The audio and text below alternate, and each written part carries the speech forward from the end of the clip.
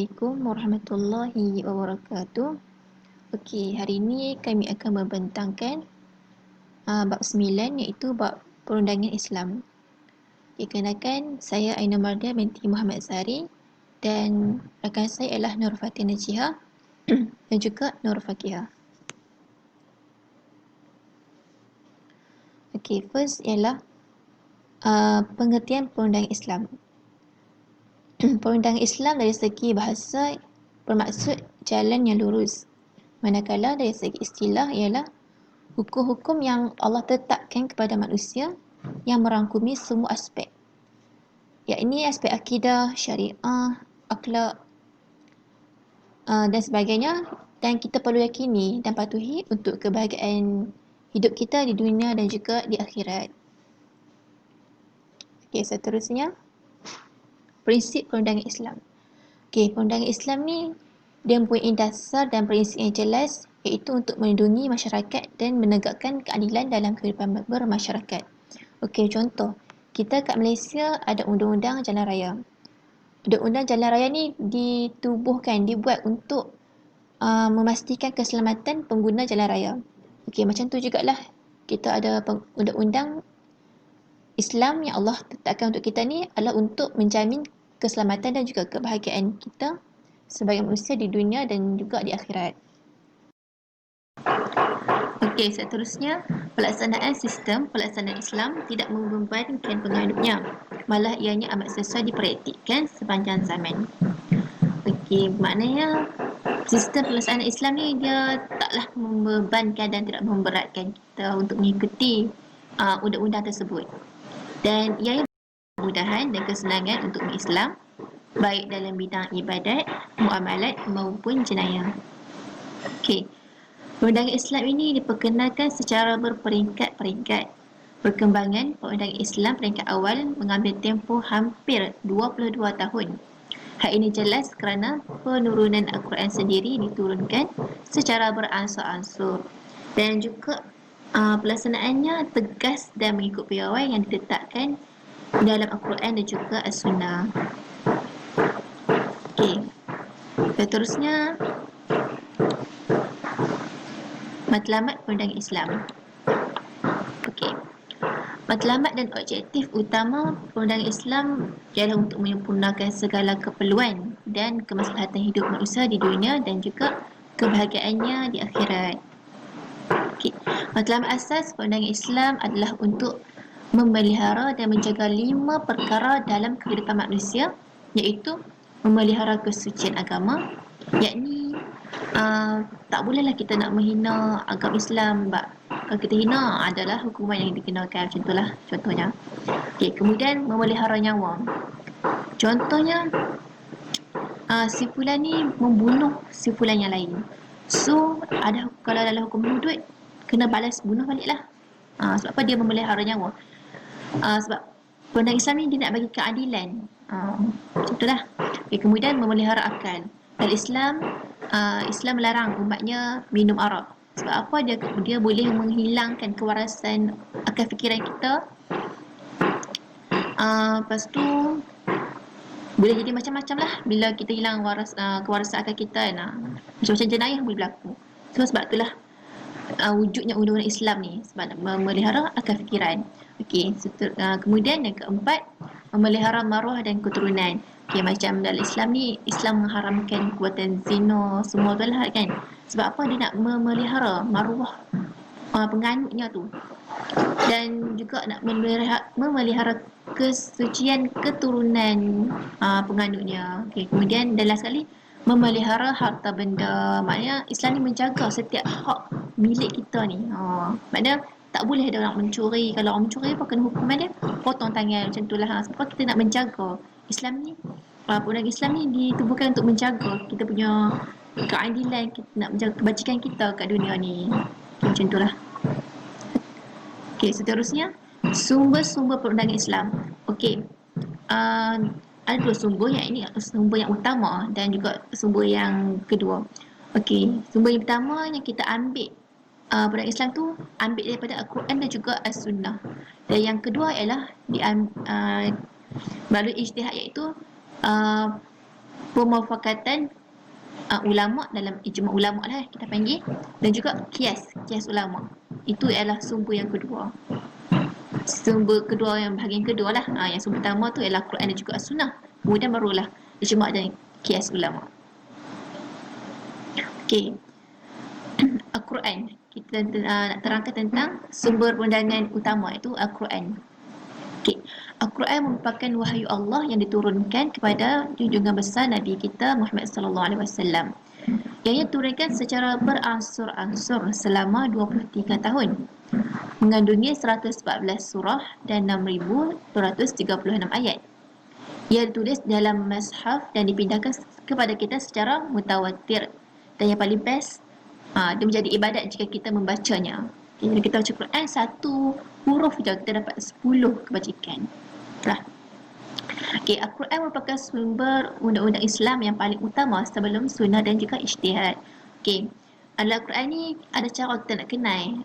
Masa satu ayat turun dekat Mekah, masa satu ayat turun dekat Madinah. Okay, contohnya ayat yang turun dekat Mekah ni selalunya ayat dia pendek-pendek aja. Lepas tu dia akan memperkatakan tentang tauhid, ibadat dan persoalan akidah. Kenapa dia harus dibicarakan tentang akidah? Sebab apa?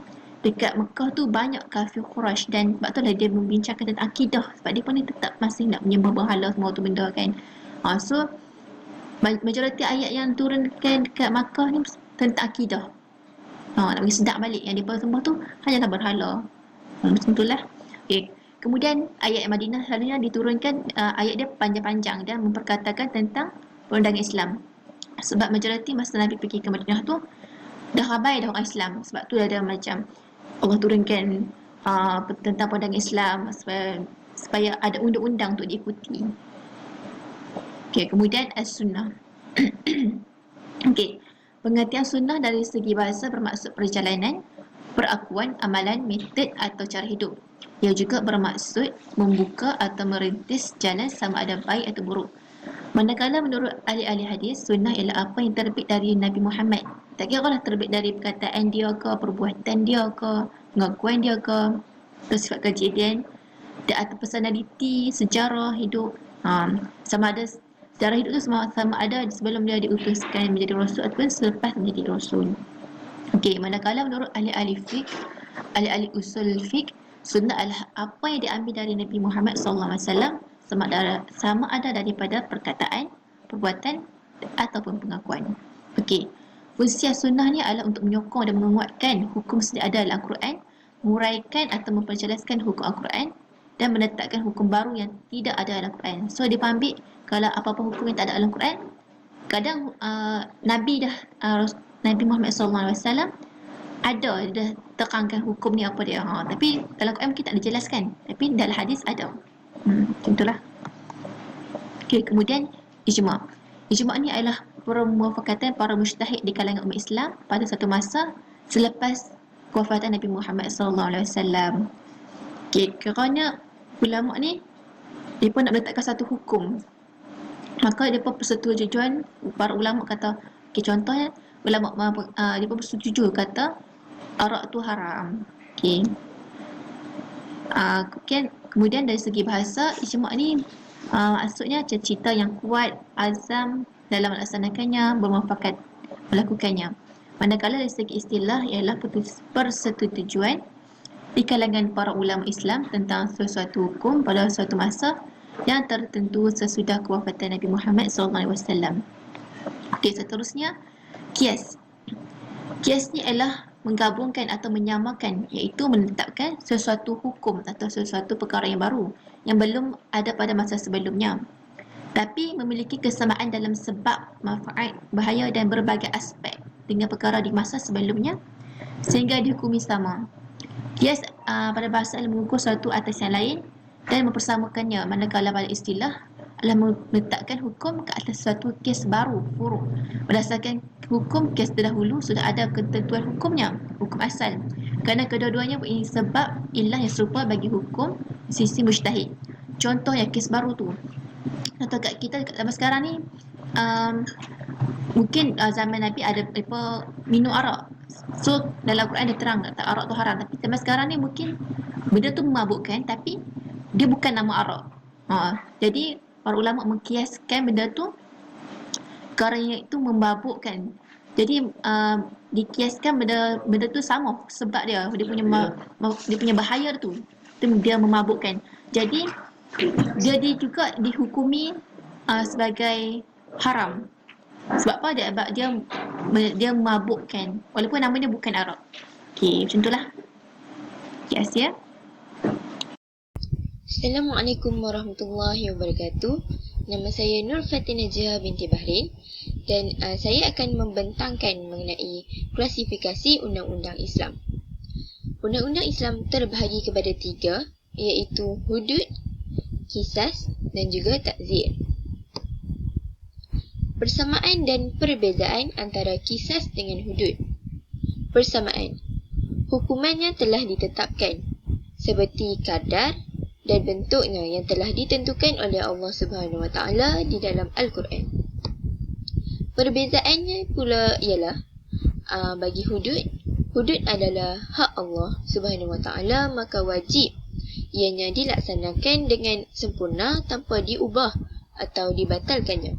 Manakala qisas pula, meskipun ianya ditetapkan oleh Allah Subhanahu Wa Taala dan wajib dilaksanakan, akan tetapi ianya adalah hak manusia. Hudud walaupun tidak dituntut oleh mangsa atau keluarga mangsa, tetapi ianya tetap wajib dilaksanakan. Manakala qisas pula, hukuman qisas perlulah dituntut oleh mangsa atau keluarga mangsa. Akan tetapi jika tidak dituntut, maka tidak boleh dikenakan hukuman qisas. Di sini pada hukum hudud, kita dapat melihat bahawa hak Allah lebih menonjol, manakala qisas, hak manusia lebih menonjol. Hudud daripada segi bahasa merupakan had, pencegahan atau pembalasan. Daripada segi istilah pula, bentuk kesiksaan atau hukuman tertentu yang kadamnya ditentukan oleh syarak yang dilaksanakan bagi memelihara hak-hak Allah, atau bentuk hukuman ditentukan dengan terperinci dalam Al-Quran dan As-Sunnah. Okey, berikut merupakan kesalahan yang dikenakan hukuman hudud. Antara kesalahannya ialah, yang pertama ialah zina. Zina terbahagi kepada 2, iaitu zina muhsan dan juga bukan muhsan. Zina muhsan merupakan bagi orang-orang yang telah berkahwin, maka hukumannya ialah direjam sampai mati. Manakala zina bukan muhsan pula ialah bagi orang yang belum berkahwin, maka hukumannya ialah 100 kali sebatan. Seterusnya ialah qazaf.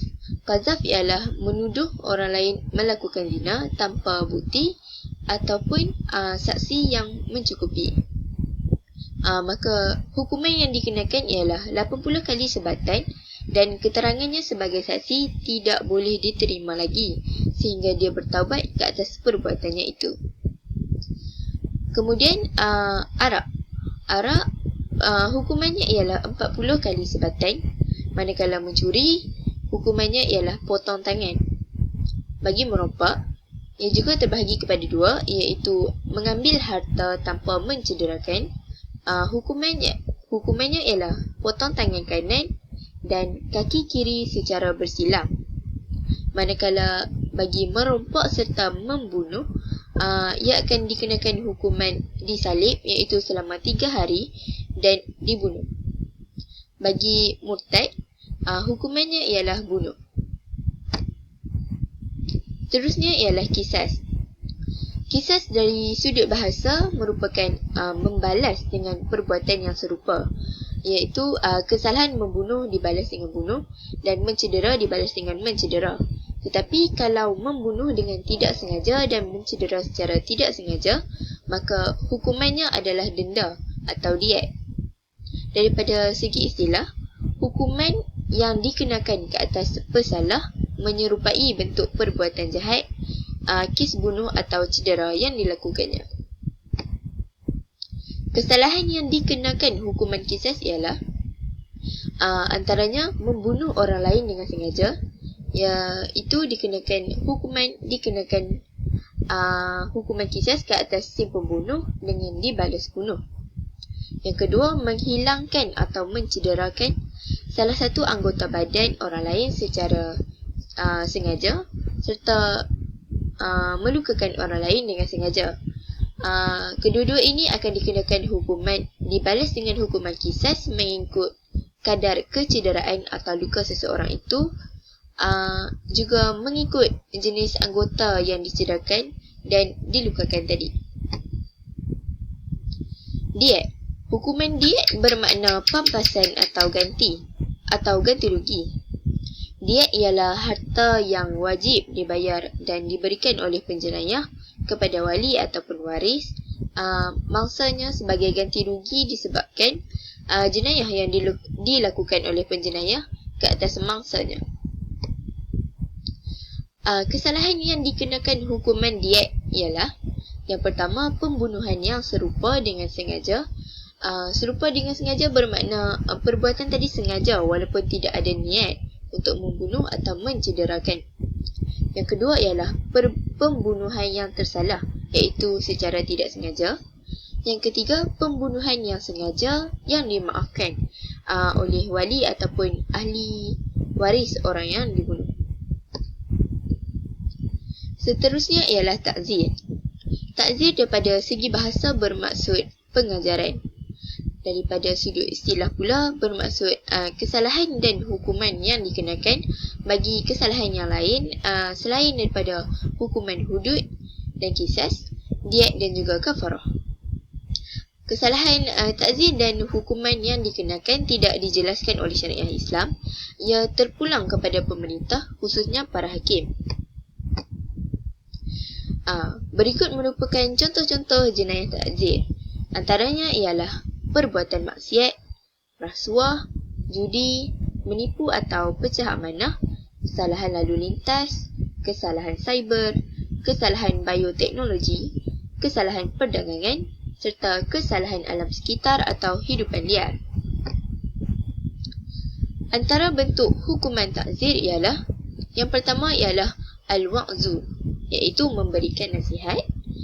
Yang kedua ialah al-taubih, iaitu membuat celaan secara rasmi. Kemudian al-tahdid, iaitu mengancam dan menakut-nakutkan. Kemudian al-hajj, iaitu hukuman pemulawan atau boikot. Seterusnya ialah al-tashhir, iaitu pengisytiharan umum terhadap hukuman yang dikenakan. Kemudian al-qaramah wa al-musadarah, iaitu hukuman denda dan rampas harta. Al-habs, hukuman penjara. Al-jald, hukuman sebat. Al-ta'zir bil-qad, iaitu hukuman takzir dengan dibunuh. Sekian sahaja daripada saya.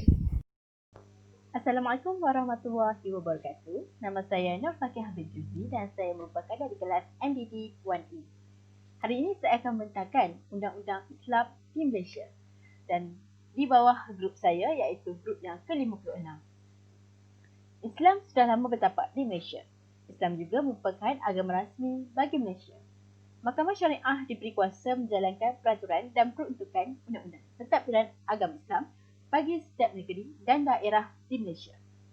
Perkahwinan, perceraian, kekeluargaan serta penyelesaian harta pusaka kecil adalah di bawah Mahkamah Syariah.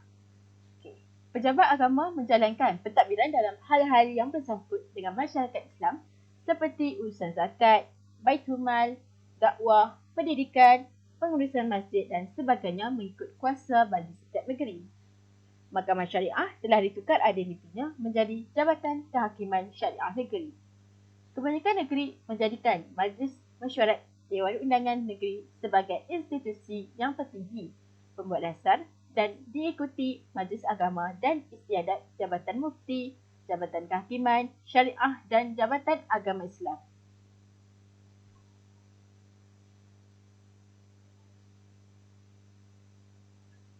Bidang kuasa. Bidang kuasa bagi Mahkamah Rendah Syariah, mereka membicarakan kes-kes yang diperuntukkan oleh enactment negeri, mendengar dan memutuskan kes-kes tersebut, menyediakan kertas-kertas keputusan dan laporan mahkamah, bicarakan kes-kes di peringkat daerah. Bagi Mahkamah Tinggi Syariah, Mereka membicarakan kes-kes yang diperuntukkan kepadanya, mengeluarkan perintah kes-kes sivil dan jenayah, menyelesaikan dan mengesahkan kes-kes faraid, menguruskan kes-kes rayuan, menyediakan jurnal mahkamah untuk diterbitkan tapi hanya bagi sesetengah negeri.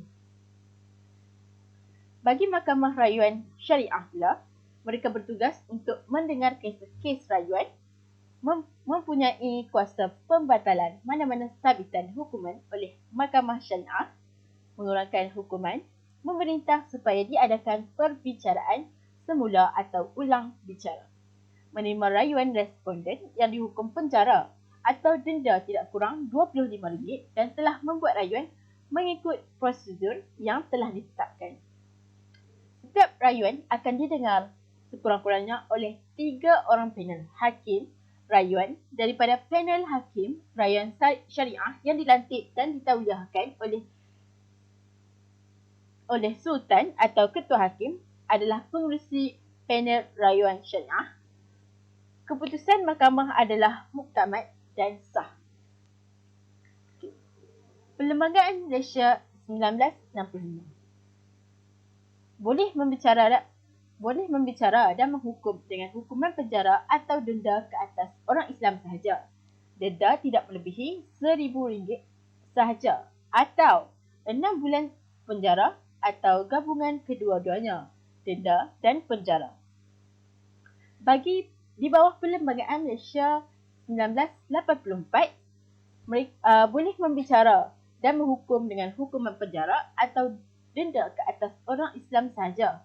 Denda tidak melebihi RM5,000 sahaja atau 3 tahun penjara atau hukuman rotan tidak melebihi daripada 6 kali sebatan atau gabungan ketiga-tiganya, denda, penjara dan rotan. Sekian daripada saya. Terima kasih kerana sudi mendengar.